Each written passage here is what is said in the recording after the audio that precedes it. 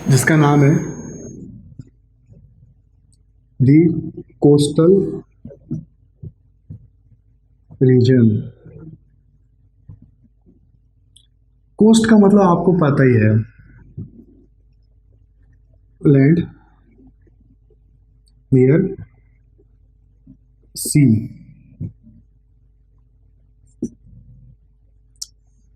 तो ये जो पार्ट दिख रहा है आपको,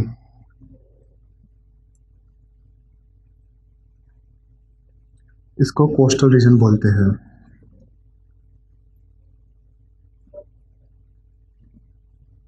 इंडिया का कोस्टल रीजन इतना ही है।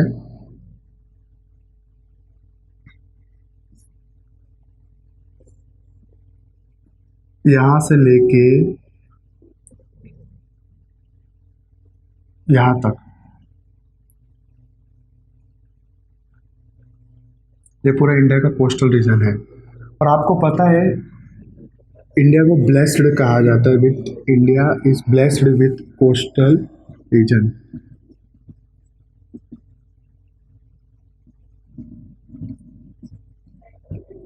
ब्लेस्ड फॉर कोस्टल रीजन क्यों?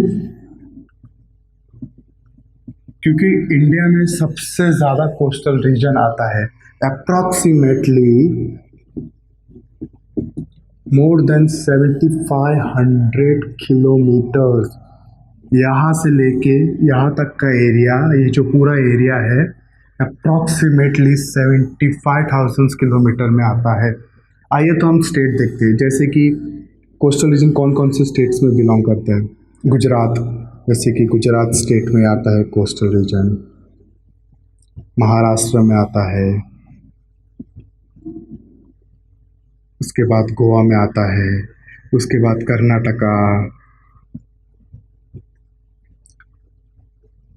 कर्नाटका, उसके बाद आता है तमिलनाडु में, सॉरी केरला में आता है, तमिलनाडु में आता है, उसके बाद आंध्र प्रदेश, तेलंगाना,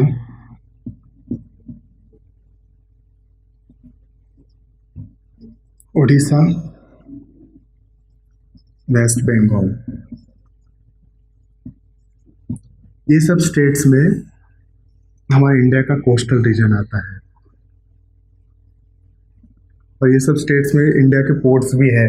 मैक्सिमम ट्रेड जो कि वाटर बॉडीज से होता है वो ये सब रीजन्स में होता है इंडिया के। Coastal region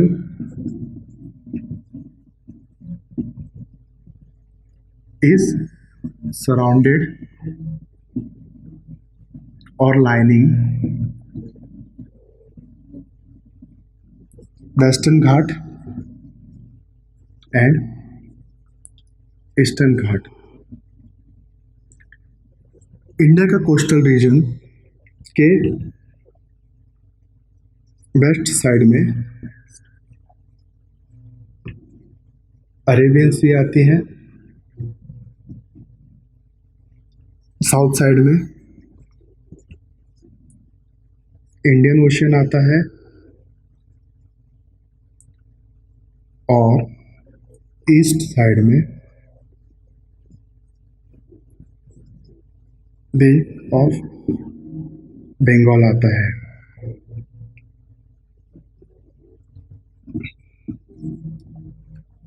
bay of Bengal आता है, जहाँ की यहाँ पे Arabian sea, bay of Bengal and Indian ocean, यहाँ पे श्रीलंका है। ओके, तो आइए हम रिवर्स के बारे में पढ़ेंगे, जो कि कोस्टल रीजन्स में जो रिवर्स फ्लो होते हैं वो। कोस्टल रीजन के वेस्टर्न साइड में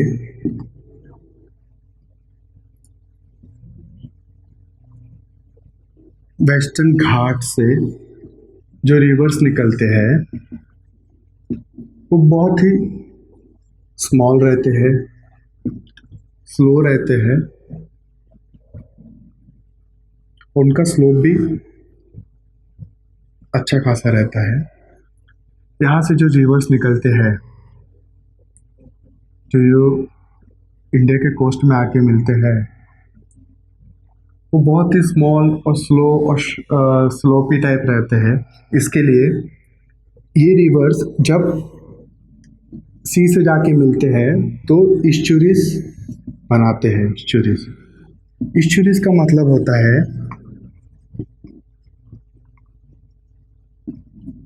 एरिया, लार्ज एरिया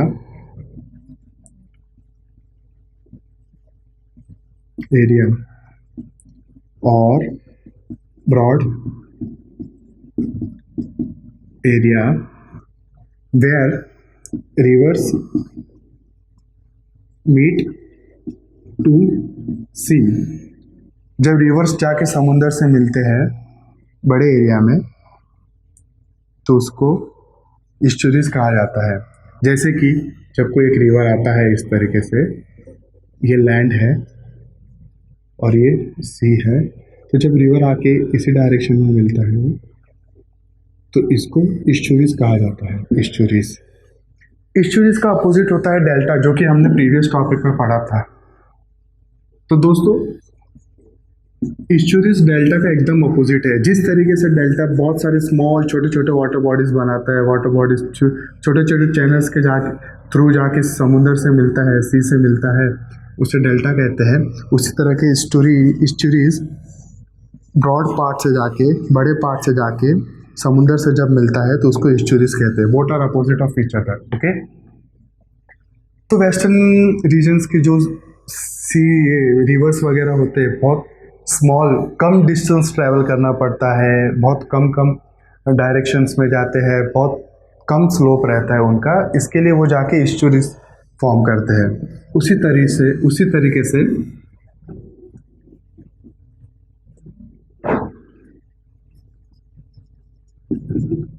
ईस्टर्न घाट के जो रिवर्स है उनका स्लोप काफ़ी कम रहता है, तो इनकी वेलोसिटी भी कम होती है। वेलोसिटी का मतलब होता है स्पीड ऑफ फ्लोइंग। ठीक है, तो इनकी स्पीड भी कम होती है।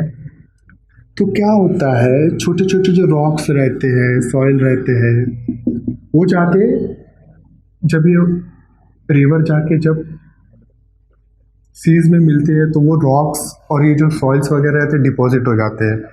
तो दोस्तों डेल्टा कब फॉर्म होता है? डेल्टा फॉर्म होने का रीज़न यही है, जब ये रिवर यहाँ से निकलता है, कम वेलोसिटी में निकलता है, तो यहाँ के जो रॉक्स वगैरह रहेंगे वो सब रॉक्स लेके आके, सॉइल्स लेके आके यहाँ पे क्या ऐसे लैंड फॉर्म कर देता है इस तरीके से। तो ऐसा लैंड बन जाता है। तो रिवर फिर क्या इन सबके बीच में से जाके सी से मिलता है, समुंदर से मिलता है। तो डेल्टा फॉर्म होने का रीज़न यही है कि यहाँ के जो रिवर्स रहते हैं उनको बहुत लॉन्ग डिस्टेंस ट्रैवल करना पड़ता है। आपको जैसे कि बताया मैंने, रिवर गंगा हिमालय से आती है, बहुत ही दूर से आती है, यहाँ आके मिलती है, उसको बहुत ज़्यादा लॉन्ग डिस्टेंस ट्रैवल करना पड़ता है और यहाँ का स्लोप भी बहुत कम है और यहाँ इसके लिए उसकी वेलोसिटी भी बहुत कम रहती है। इसके लिए यहाँ पे आपको ज़्यादातर डेल्टास मिलेंगे और यहाँ के रिवर से उनको शॉर्ट डिस्टेंस कवर करना पड़ता है, अच्छी खासी स्पीड होती है, इसके लिए यहाँ पे आपको ईस्चुरीज मिलेंगे। तो ये डिफरेंस है डेल्टा और ईस्चुरीज के बीच में।